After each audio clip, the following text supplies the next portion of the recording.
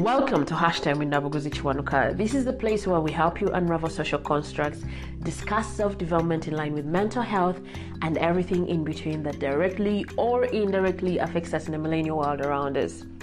If you're hearing my voice for the first time and are the kind of person who is not scared of being a better version of yourself, even if it requires you to contradict who you were 24 hours ago, consider this your virtual home. I am your host, Nabuguzi Kiwanuka, a lawyer, founder, team lead of Equate Foundation, an addict and lover of insightful conversations, and a professional unraveler of social constructs. On today's episode, we have a previous guest, Dr. Ezra Nnunda, and on it, he helps us learn or understand what it is like to cope with the pandemic at hand. This one, COVID, yeah? It's going to help us learn how to cope with COVID and also paint a picture for us what post-COVID syndrome looks like and everything in between. We're going to talk about a couple of things related to COVID and how to maneuver life with it. So without further ado, let's get into it. Dr. Ezra Nnunda, I'm honored to have you on set again. Although last time you were just a guest, you weren't Dr. Ezra. Last time you were very many things. You were a Menk, you were what? I'm still the same person. I'm still one person in all those 100 in all people. those titles. Mm-hmm. But today we're having you on set as just the doctor. Please introduce yourself to someone that may not have listened to Forgive Yourself episode. My name is Dr. Nnunda Ezra Chivirango Michael Lukubo Luocha. Choose whichever you wish to go with. Yeah. Physician and a student of medicine. Student? A student of medicine. I mean, you can never know everything about medicine. Right. So I'm still studying medicine. I don't think I've found a doctor still introducing themselves as a student, but there's actually a lot more to learn all the time. I am a student of Makes medicine. sense. A lifetime student of medicine. Right. Okay. Yep. So today we're going to be talking about the issue, the global issue, the COVID-19 that has variants all the time. You make a plan and another variant shows up. COVID, like they call it. COVID-19. Where do I start from this? So I'd love for you to help us understand where we are at with it, you know.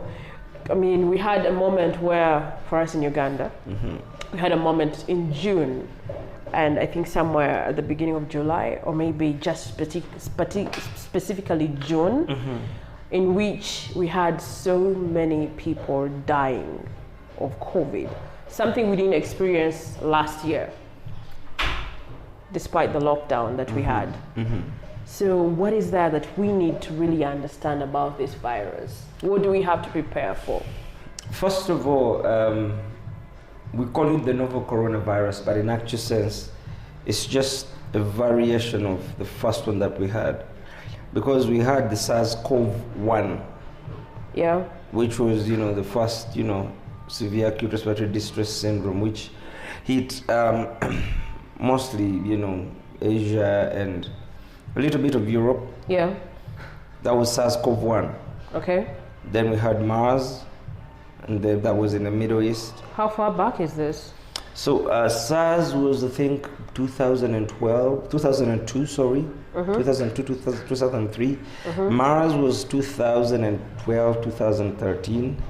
And then SARS-CoV-2, name it what you want, COVID-19, Wuhan virus, novel coronavirus, whatever it is, 2019. Yeah. Now, this is a special one in that there's a lot of, so many versions of this, so many conspiracy theories, but it's becoming more clear that it might have been actually engineered because this virus was actually given, there's what we call a change of adaptation. Okay. Giving a higher note to survival. So this virus has the ability to mutate and change itself. Ideally, no virus should have the ability to do that. This virus needed to have so many changes in its, cell makeup and genetic makeup for it to skip between civets What is that? Civet is like it's like a cat. It's like in the cat family, sort of. To skip from civets to bats, and then from bats to human beings.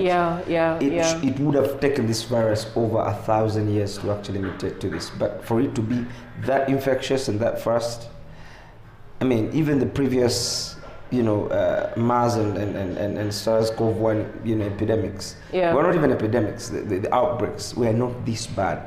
But why is it that this virus keeps changing, mutating from one version to another and to another? Because I think it has entered its second year of existence. Exactly. Yeah. So even the H1N1, infection, even the Spanish flu wasn't this bad. Yes, there were waves, but they were not mutating themselves to become this dangerous. Yeah. So there's still a lot of conspiracy theories on that. I don't want to get into those. All I know is the virus is there. What is the chip that we're talking about? The funny chips 5G. they say.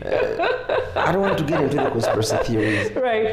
That's for the theorists. I'm a realist. I'm a scientist. I deal with the facts that I have. So this virus has been a headache for scientists. Oh, yeah. Because... So it's even challenging on your end. It has challenged us. First of all, it's an outbreak. Previously, we thought, well, it doesn't affect the young ones, it doesn't kill the young ones, and then boom, because we started with Alpha, then Delta, Alpha, Gamma, Delta, now we're having Sigma. There are all sorts of mutations. I think I'm mostly hearing about the Delta variant. And the Delta variant has been nasty for a reason, in that it wasn't causing the constitutional symptoms we expected of COVID-19, of cough, flu, loss of smell, loss of taste. What was it coming with? It was coming quiet and just goes direct to the lungs. Wow. And why this SARS-CoV-2 more dangerous than the first ones is it has a higher affinity for the receptors in the lungs. So it easily attaches there and causes disease. But also because first it was politicized a lot. Yeah. People didn't take it serious, and then bang, it came full blown and hit almost everyone. Yeah. And because different people were dying of different age groups, it got people really scared. Yeah. So the biggest part of this virus is about how quickly it replicates and changes. That's why it's a little difficult to have a vaccine that works on all of them, because you'll work on a vaccine effective against one variant and then not another. But the beauty is the cell makeup is still the same. It just it has a portion of it which is highly mutagenic, like it keeps changing and making changes to itself. But if you got the vaccine, you might get the disease, but it won't be as severe as the other. Like to what extent that this vaccine? Now let me say, what do we have with us? What is this thing AstraZeneca? called? Yes, AstraZeneca. How much of these variants does this vaccine protect someone? I'll say this again, just to go on the record. We do not know enough about this virus. We're still learning about it. We're still learning. So anyone that comes out to publish and say, I know about this virus, that's a lie. Yeah. Now, we have not had enough studies to actually, cluster or categorize these vaccines that this works best, this works better. Yeah. Why they are saying Pfizer and Moderna works better than AstraZeneca is because Pfizer is using the spike proteins. What identifies a spike protein is like it would be like the identity of this virus. Okay. Like if they saw the face of Nabuguzi, that is your identity. Yeah. If they took everything else and left the face, it would still be Nabuguzi. So it's the same thing with the virus. The spike protein themselves, the membrane of the virus itself, is what they use to make this vaccine.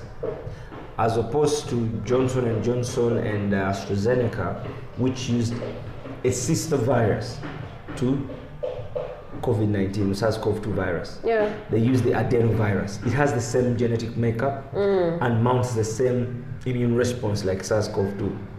And then Moderna? Moderna and Pfizer use the same technology. Yeah.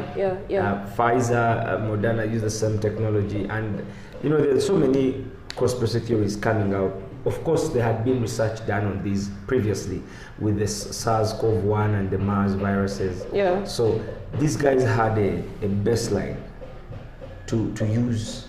You know, that's why the people were saying, why did this vaccine come out really quick? It didn't come out really quick. There was at least some information known about it. Yeah. So that's why some of the vaccines came out quickly. Some of these vaccines are having issues because they have not gone through the recommended stages.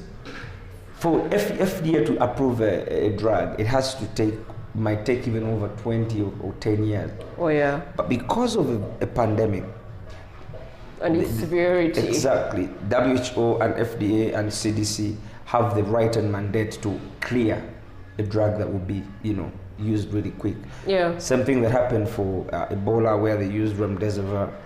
It was still under the developmental stages, but because it was killing people, you ask yourself, if I don't give it, they die. If I give it, I improve the chances of surviving. Yeah. So that's what they were trying to use. So looking back to this SARS-CoV-2 virus, it has played us 4-1-1, really. Because you're coming out of one wave and then the second wave and then the third wave. There's no rest. And the beauty, the bad thing about it is it's now changing its, hosts. Before it was more of the elderly. Yeah. Now it's getting the kids. And worried. Because I remember on the day we recorded the previous episode, you were like, there is another one coming. And it's taking the young one. They're like, what? No? What now? And then by the time this happened, at least I had an idea when you had mentioned that already. So when you're talking about how this is changing, it's changing information every now and then. How do we then get to live and cope with COVID? Because I feel it's uncertainty, while it is also challenging for you, the scientists. I think it would be worse for us who aren't anywhere close to figuring out what the solution is. We're just waiting for answers from you guys. So then what do we have on us? First things, you have to learn to live with COVID-19 because it's going to be whiles before it really goes. So the first thing I would advise everyone to do is get vaccinated. Yeah. You've seen the countries that have had vaccination, how they've returned to life, I'm looking, when you were watching the UEFA, there was no social distance at all. Masks, people have opened up businesses. If you go back to China, how they've handled this, it's amazing because they opened their offices as early as about 2020. They were back to normal early 2020, May, around there, when the entire world was now in turmoil and running for lockdowns and everything. I mean, because they've had massive vaccination, and they've had enforcement of SOPs. Now, with an outbreak, the government has extrajudicial authority to enforce, because it's the mandate of the government to look after the health of their people. Yeah. So one idiot could cause the entire, setup to crumble. So you must enforce the SOPs and handle that idiot as harshly as possible. That's how China has done it. That's how South Korea has done it. That's how Japan has done it. Yeah. Because they're strict. The law is the law. When you leave it liberal and say you may put on a mask, you may wear a mask. Yeah. You leave a lot of, room, because there'll always be the people on the left. The conspiracy theorists. Those who are always, paranoid people who are, the government is at us, the government wants to do this to us. They want to wipe us out. These masks have issues, Bill Gates is making this, Bill Gates is making that. Well, I don't have any information to say. Will Bill Gates save you? No. Is Bill Gates going to die when you get the COVID-19? No. So, and this is what I've been telling people. I've been this brutal.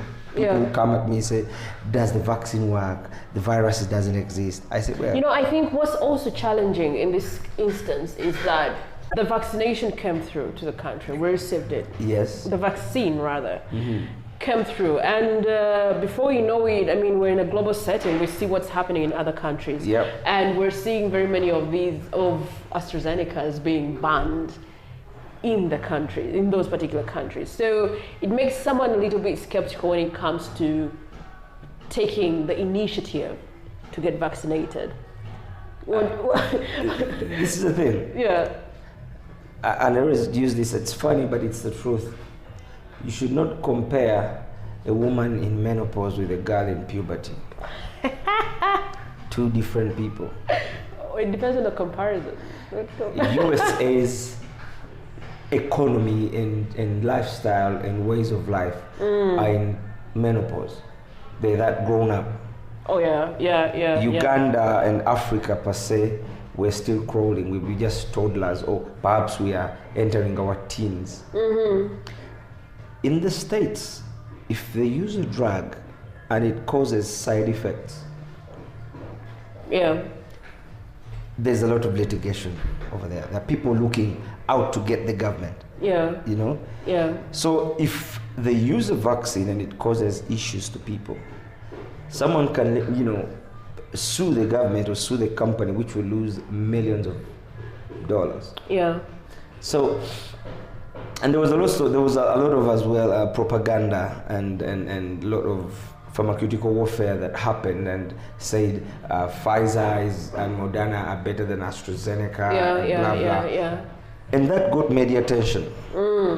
Now, for countries to be on the safe side, true, the incidence of blood clots with Pfizer and AstraZeneca were fewer than with Pfizer and Moderna were fewer with AstraZeneca, compared to AstraZeneca and Johnson & Johnson. Yeah. And Sinovac and Sputnik and all those other vaccines. But you ask yourself, what's the goal? It's to inoculate someone to mount a favorable immune response. So if you don't get vaccinated and you get the virus, especially these new variants, chances are high that you're going to get the worst disease and you will die. That's a given. Whether you like it or not, whether you politicize it in any way, that's the truth. Yeah. But in the States, in Europe, some of those advanced countries with a lot of litigation, they chose to skip that hurdle and say no. Let's not use AstraZeneca, let's use Pfizer and Moderna. That was when there was a lot of pharmaceutical warfare and politics. And actually people who were vaccinated with AstraZeneca previously were not recognized as vaccinated in USA. So they had to get revaccinated. Exactly. But doesn't that have an effect on someone? No, it doesn't. If you get vaccinated with one vaccine and get another, still vaccine. It's just a vaccine. They carry the different components. Yes, but they're just vaccines. Yeah. That's what I'm trying to say. The issue comes in with... Because, allow me to ask to understand this. If I need 2 doses for AstraZeneca, and then maybe I take AstraZeneca, and on my second I take Pfizer, don't I have to take how many of Pfizer does someone has to take? Now they're talking of a booster dose. Like I said, I need to make this clear. Yeah. Everything is still under research. Because of the variants that were killing people and affecting people, they were saying, well, now we need a booster dose, What's the booster dose? It's the 3rd dose. Ooh. So Pfizer, Moderna, and AstraZeneca, or actually Pfizer, Moderna, AstraZeneca, Sputnik, and the Sinovac. Sinovac is for China, Sputnik is the Russian, AstraZeneca is the English, and then Pfizer, Moderna is the American, German. All of those need 2 shots. The first shot, right? Yeah. And then the second shot, 2. Because the first shot inoculates your body. Yeah. And sensitizes you to the virus. Your body mounts an immune response. The farther away from your shot, the better. That's the new science that we're saying. So previously you say you can take your second shot after a month. Then researchers come out that the farther away from your first shot, the more you mount an immune response, that when you get the second jab, it just heightens your immune response, so that you have better protection from the virus as compared to someone who got it in quick succession. So with AstraZeneca, it is the it's the spike proteins themselves. Yeah. Sorry, that's with Pfizer and Moderna. Yeah. It's the spike protein of the SARS-CoV-2 virus itself. Whereas with AstraZeneca and with Johnson & Johnson, it's the adenovirus that they're using.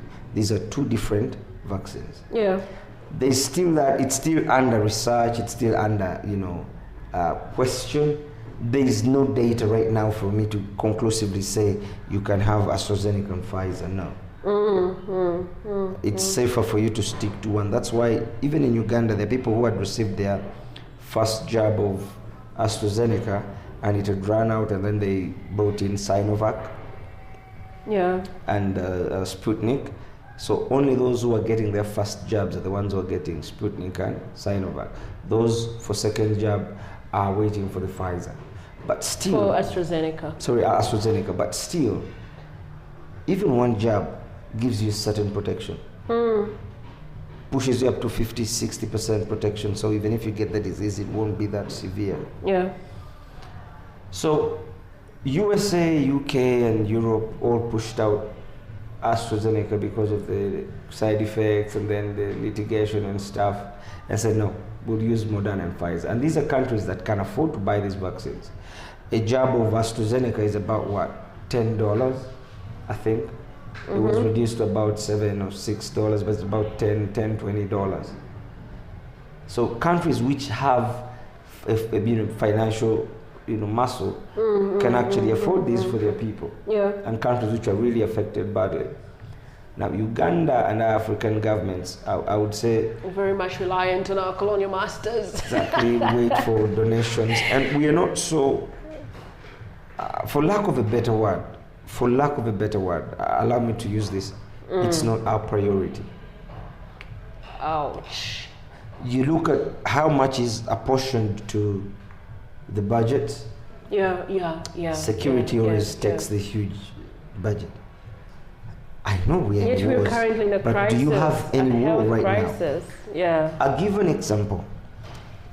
You need to buy vaccines for your people, and then you get 200 million shillings for over 480 MPs just to buy what? Cars.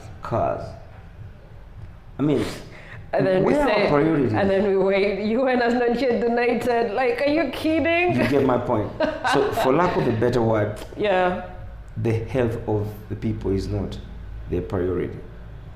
Right. And there's so many things at play there to give them that money. Someone suggested and said, let's take off 2 million shillings of each MP to buy vaccines for our people.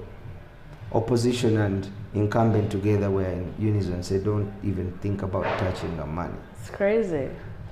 So that's why I for one. The irony is that they're our representatives. Your representatives. Because me and politics, we're done. 1,000 miles done. Okay, so you've talked about vaccination as one of the ways that we can cope with COVID. The best way. The best way. Yes. Is there any other that would help us cope with the virus? SOPs are of utmost importance. Number one, you wear the mask at all times. Double masking has been shown to improve protection. Has it? But I struggle to breathe in just one. I wonder what. Well, you have two options: either wear the mask and struggle that way, or don't wear it and then get the COVID and then suffer with the breathing. Just don't show up anywhere. Exactly, that's what I'm saying. So you choose the easier evil, the easier way out. It's a difficult time, so you choose for your health. Yeah. And number two is social distancing. It baffles me how crazy people are still going out to bars right now. Like, seriously? I like that laugh. It's okay. I'll put it this way. Let me put it this way. Yeah. The fewer the people. Oh yeah. The better. Right. Because when you're few, then you have space. There is space. All right. But it baffles me. A small space because you're fed up of being home. 100 people. Go for a house party. How crazy can you be? Yeah. And you do not know these people. I want us to treat COVID-19 like HIV. Imagine that everyone else has the virus. Oh. And you're the only safe one. Right. I'll emphasize I don't think this. I had ever come to a place of thinking about it like that. That's the way you should think about it if you want Makes to survive. sense. Yeah. Imagine or think or believe that each and every person around you has the Rona, and you're the only one who is normal. Yeah. Because that's the only way you protect yourself then. If you imagine everyone has the Rona. Just like how HIV was fought then, the philosophy was everyone has HIV. Unless proven otherwise. You're the one who's safe. Yeah. So before you get into risky business, you'd wear a condom, you'd think twice about it, you would be faithful, things like that. Yeah. So the same thing here has to take effect.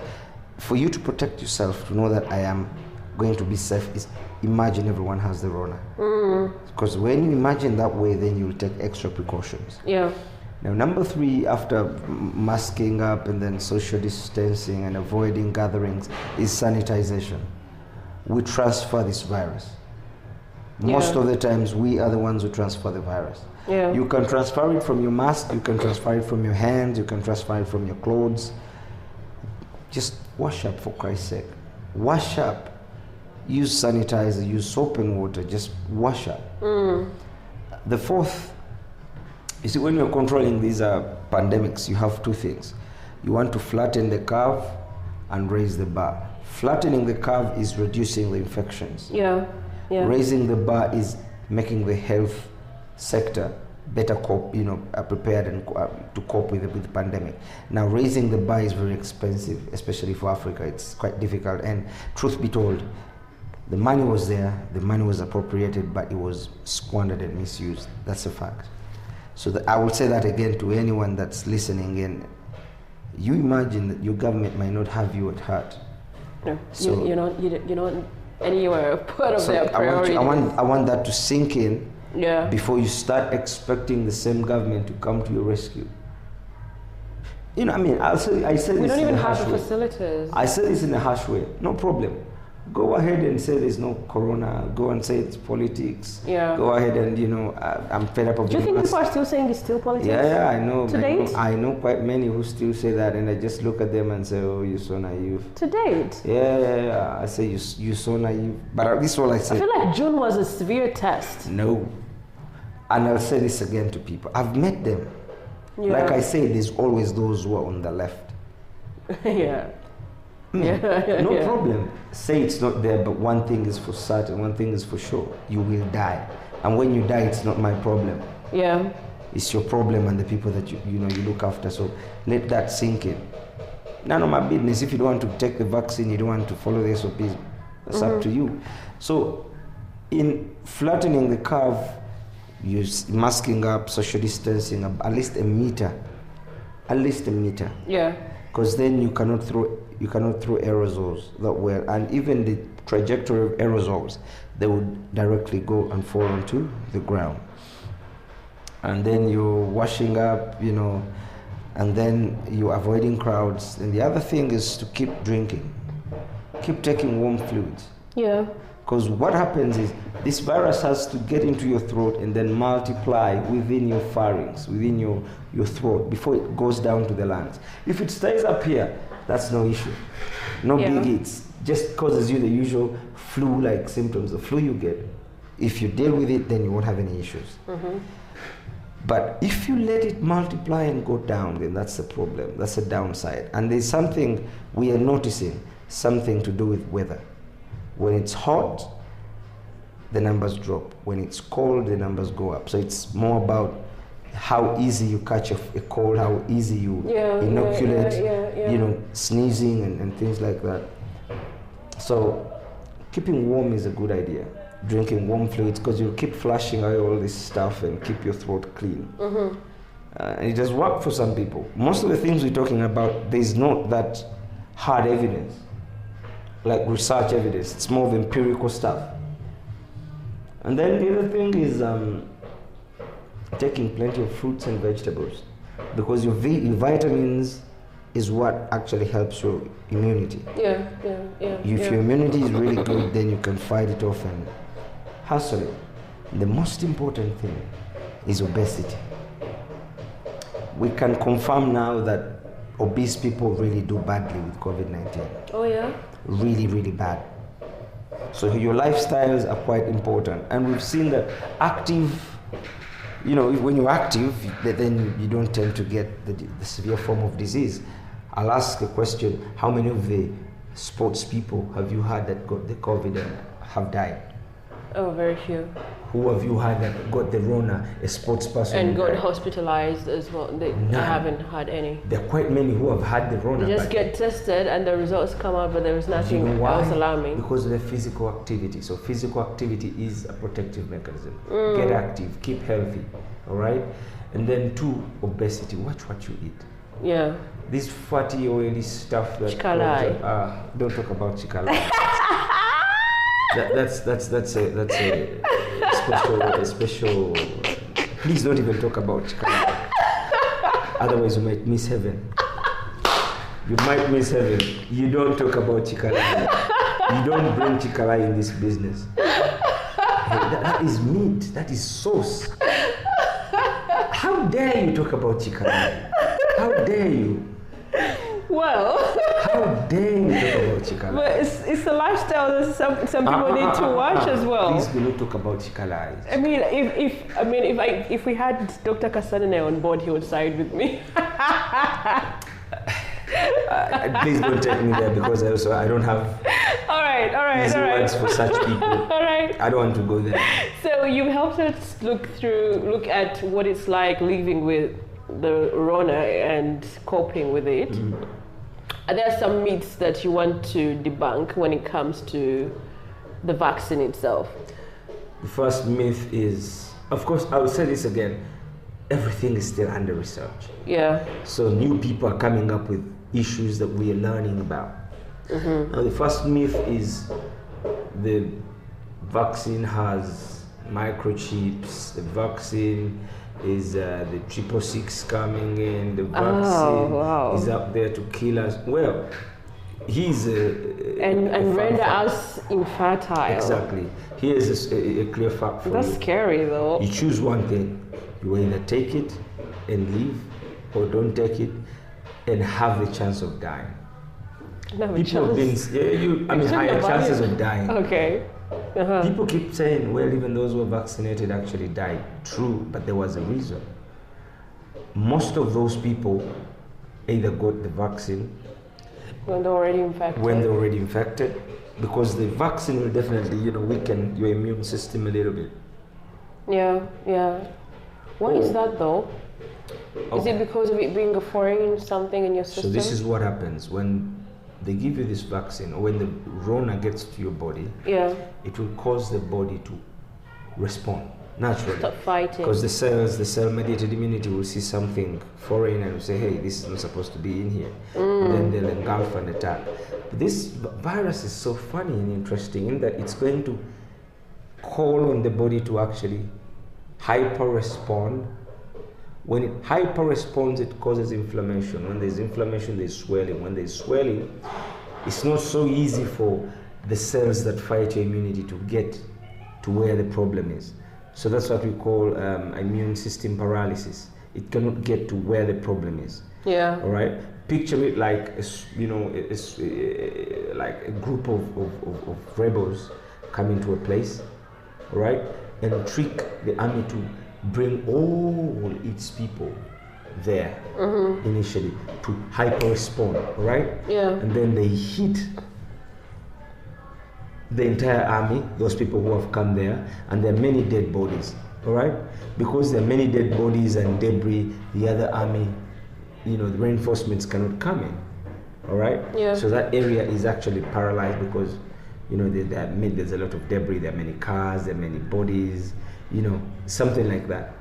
Number two, when the army hyper responds and says, this is too bad, and then they bring everyone, what will the army do? They'll start to kill anything that moves. So they'll take prisoners, even innocent people will be killed. Something happens here. So because of the heightened response to the body, what we call the cytokine storm, the body hyper responds to this problem, and then it ends up actually doing more harm than good. The entire body is in an inflammatory response. You're starting to have scarring and wounds into your lungs, and then scar tissue forming in your lungs. You heighten the chances of getting clots. Because of the hyper response, you're damaging blood vessels, you become sick, you become weak, and then you can get the clots. Yeah. So when that happens, your immune system is Going weakened, down. Yeah. right? And that's how the viral, because it's just a viral infection, that's how other things take chance. The bacterial infections then come in, and then people start having pneumonias, very bad pneumonias. And that's how they die. So if you get the vaccine and they did not check you, or you had the Rona already and it's in there quiet, the vaccine might cause your body to react and then reactivate this Rona to actually cause issues for you. But the other thing that we saw a lot in many of those people who were vaccinated is they got complacent. After receiving the first shot, I'm vaccinated, no need for this. Yeah. Wait, now let me tell you something that really got me confused. In June, when the death cases were heightening, like, oh my goodness, I knew someone that had already gotten 2 shots, fully vaccinated. Before the close of May, they were fully vaccinated. And then when this crisis hit the country, he was one of the people that were rushed to hospital, going as far as oxygen. And that scared me. I was like, what is this? Did he die? He didn't die. That tells you something. If people got the same, if an identical person like him with everything kept constant, minus the vaccination, got the same, most likely they wouldn't survive. Yeah. And that's what we've been seeing in hospitals. This is the data we're having. People who got sick from the first wave, none of them has been readmitted. The first week, that's as far as 2020? 2020, 2019, in 2019, 2020, something like that. So none of them have been readmitted. That tells us a lot, and we have to start thinking about convalescent plasma having an effect. Or someone who has had the virus having some little immunity. So when you have the vaccine, the first jab, you have some sort of response. So yes, it doesn't mean you won't get the disease, and I need people to get this straight. When you get the vaccine, it doesn't mean you won't get the disease. What it means is you will get the disease, but it will either be mild or you won't get to the severe form, which is what was most dreaded. Yeah. So the myth about the vaccine killing, you need to get your facts right. You will get the virus eventually. Yeah. But you won't have as severe form of disease as other people. There's another myth, there are microchips, there are these. Yeah. I need people to know that there's a lot of propaganda going on. Sieve everything you read carefully, because everyone is up there to get, likes. Everyone comes up with post. something. They just want to, get known. Sieve, and then get information from qualified people. There's studies. Our issue as Africa, as a people, is we don't like reading. Right. But there are many studies on the internet. So before you believe Dr. Google, who is a banker or who is a businessman, what does the scientist say? Go on and ask the scientist, because you have the internet, you have access to it. Read what the studies are like. Because there's many, and even in those studies, we who now know the science, I will read a study and I will ask myself, what is the confidence of this study? For example, if they did a study on elderly people, 85 years or 65 and above, with high blood pressure and diabetes, and say the vaccine works, all right? Yeah. That's not a good study, because it doesn't include the younger ones. If they did a study on only whites, it doesn't apply to the blacks. So these are things people have to look out for. look for a study that has an inclusion criteria that basically balances. That's well balanced out and well spread out. Those are few pointers for people to interpret research. There's another myth of impotence. And infertility. And infertility. Yeah. There is no confirmed info on that. It's not there. It's not there. And Africans, sex is a very important thing for us. You might get a little erectile dysfunction, but I want to. Oh, really? You're going. Okay. Let me take off the gloves. Yeah, people need to know. Okay. There are people who have reported erectile dysfunction after being vaccinated. Oh my goodness. And most of the symptoms post-vaccination are short-lived. Oh. It's a day or two, maximum a week. Oh, I mean, the system is still getting used to. Exactly. Oh, yeah. But also, I need people to be very honest, because some of them might have their issues way before and then say it is the vaccine. It's happening. You get. Yeah. I also want to tell the men out there that it is okay and normal. Once in a while, every man will suffer from erectile dysfunction in a stage of their lives. Yeah. It is a given. You have erectile dysfunction. And once you have it the first, the second, and the third time, because coitus is both physical, the stimulation from the 1%, but most of it is psychological. If your mind is not there, the 1% won't work. Yeah. So if you have it the first time, and it's a problem I see with men, you'll say, I'm dead. I'm in trouble. And then the lady will be like, is that all you got? When you try, and you would want to, prove remedy yourself. the want moment to prove yourself. No, I can do this. You go in. But then you're already in a crisis. You have that cafe already. The body is already, and then happens. You say, "Oh God." Flag. The flag is flying at half mast. That alone will cause you to progress in your erectile dysfunction. Yeah. But if you know that you are healthy, you don't have diabetes, you don't have anything, go see the doctor. The doctor says, "Look, you're okay. You're normal." I don't see reason why people should even, call for alarm. Yeah. It's nothing. Yeah. It's nothing. What other myths? There is this thing that I've heard before. I think the last time I attended a presentation that you did, I think that was in June. Yeah.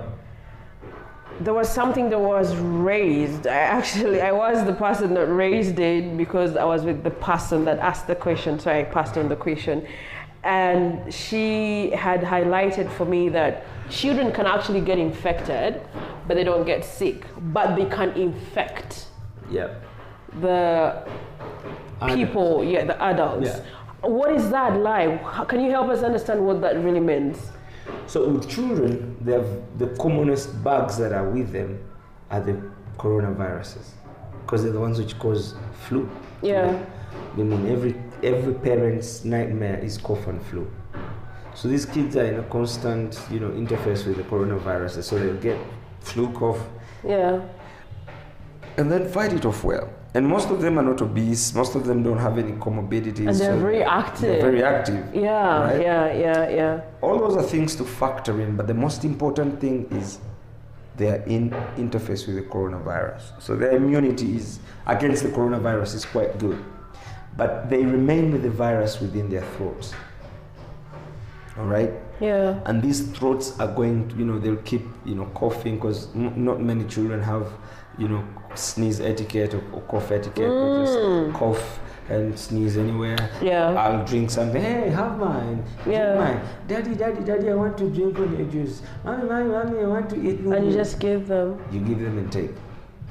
Yeah. And then that would be the last person you think would infect you. Yeah. Right. So that's the science behind that. Yeah. And yet with you as an adult, again, I'll emphasize this. All these are still under theoretical suggestion, empirical suggestion. Yeah. There is no hard evidence that I can bring to you and say, this is the evidence that we have. So Okay. That's what's up. And then you talked about, I think this is a word that I got to learn from you, post-COVID syndrome. Yeah. What is that like?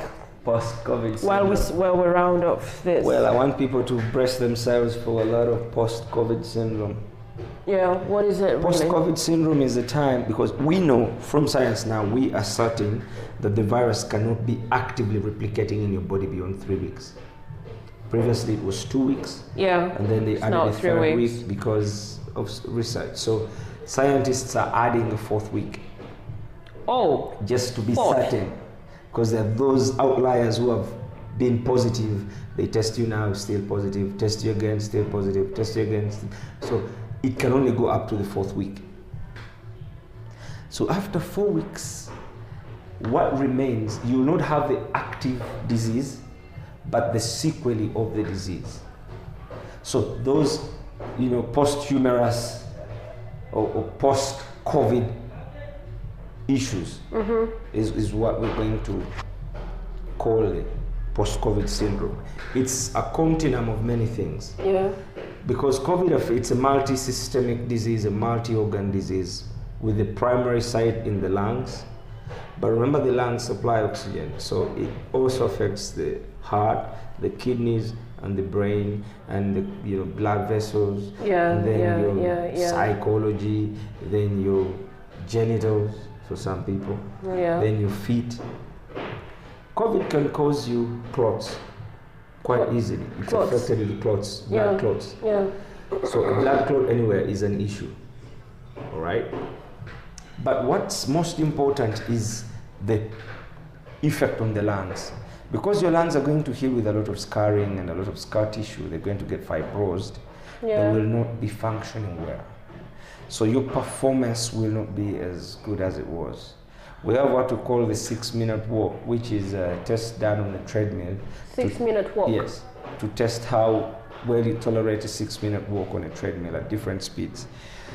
So what happens in there is people have a reduced 6-minute walk, like they tire out quite quickly even before the 6 minutes elapse. Why? Because you have a lot of fibrous lungs, like scars within your lungs, so your lungs do not exchange well for oxygen. And how does this happen? When COVID gets to your lungs, it goes to the air sacs, which are responsible for exchanging oxygen, and then damages them. So fewer air sacs, less oxygen exchange. When you start exerting, the body will demand the lungs to provide more oxygen. That's why you pant, to increase the rate at which you lose carbon dioxide, bring in oxygen. When the brain doesn't get enough oxygen, it starts to drop down in function. That's why most people with COVID, the post-COVID syndrome is associated with forgetfulness, failure to concentrate. Now, the fear of dying because of the tag that was given to COVID, everyone who gets it dies, especially with this, the strains that we had. Yeah. It gets to you psychologically. People start to discriminate you in a way, directly or indirectly. So it causes depression, post-traumatic stress disorder, and forgetfulness. Now, these are things that we were not paying attention to, but we should pay attention to them. You're mostly, I think, in that moment, you're just looking at that moment of infection. Is someone alive and well? Yes, that's it. Go ahead. But I don't blame the doctors, because we've been fighting so hard. Like, it's been really, really crazy. It's been really, really, really crazy. So I don't really blame them, but it's something we have to start looking at. So you're going to see a lot of lung complications. People who can't, people who used to run and they cannot jog anymore, people who get tired really quickly, people who are going to need oxygen supplementation, even after that and in their entire lives. When the clot comes and blocks part of your lung and your lung can die, what we call lung infarcts. Those are people whose lung capacity has been affected greatly, so they will not be able to breathe well. With all that we have talked about, I feel like it's a whole lesson, it's a whole masterclass of understanding the COVID, how to live with it, coping with it, the vaccine, and what happens after someone gets infected. Is there something particular that you would want to leave with our listeners? particularly just to let them know you need to take care of yourselves. No one is going to take care of of your life. If you die, you leave your loved one. So, I mean, mask up, just, respect the SOPs and take care of yourself. Be a responsible person. Yeah. Don't be a COVIDiot. Don't be a COVIDiot, because COVIDiots are, hampering us, living happily ever again. If you don't want to take the goddamn vaccine, shut up. Let someone else take the vaccine. Yeah. All right? Get the facts right before you spread, negative, energy and information. So if you don't want the vaccine, shut up and die your own way and let other people who want to get the vaccine get it. But I'll say this again. It's not me who is going to die when COVID comes. It's you. So it's up to you. Yeah. And it's just to warn people about COVID-19, the post-COVID syndrome, the weakness that persists, that loss of concentration. Some people will have anxiety disorder. Some people have panic attacks. Some people have chest pain. Some people will have issues with breathing. The functional status will be low. These are things that improve slowly. So people need to look out for these and know that if you get them, it's just part of the disease. Yeah. Take it one day at a time and just keep healthy, keep trying, have a positive mind at getting well. And see a doctor. See a doctor when you don't feel well. Go and see a doctor, because many people have died because they've had clots that have not been diagnosed. If someone has had COVID, and we've had many of them. But they would die. Okay, oh yes, I've had those instances. After 2-3 days, suddenly. And they're dead. Yeah. So the clots into the lungs are actually causing a lot of issues. So that's something to look into. So if you're not well, if you don't feel well, please go to the hospital. Let the doctor, be the one to advise you. Yeah. I know it's very expensive. Managing COVID is expensive, so keep yourself safe. Protect yourself from getting COVID-19, because it's just here with us to stay. Yeah. Okay. It's here with us to stay. So it's just, be a little careful. Be a little careful, and take care of yourselves. Watch out for your brother and sister. Just follow the goddamn SOPs. COVID-19. Just go have the vaccine and return to life. Yeah. Yeah. All right, thank you so much for honoring my invite, for coming back again. Thank you. I have a feeling you'll be coming. I don't know. You'll be coming a couple of times. You could be the certified doctor of hashtag with Nabuguzi Kiwanuka. Well, that would be an honor. That would be an honor, because it's my passion to spread health information to people. Health awareness to people, because they need to know. People need to know what's happening. Yeah.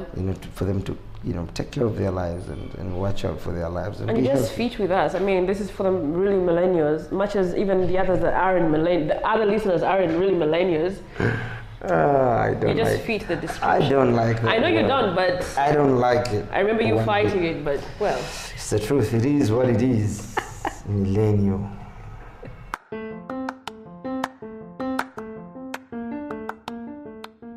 Mask up, wash your hands, and get vaccinated.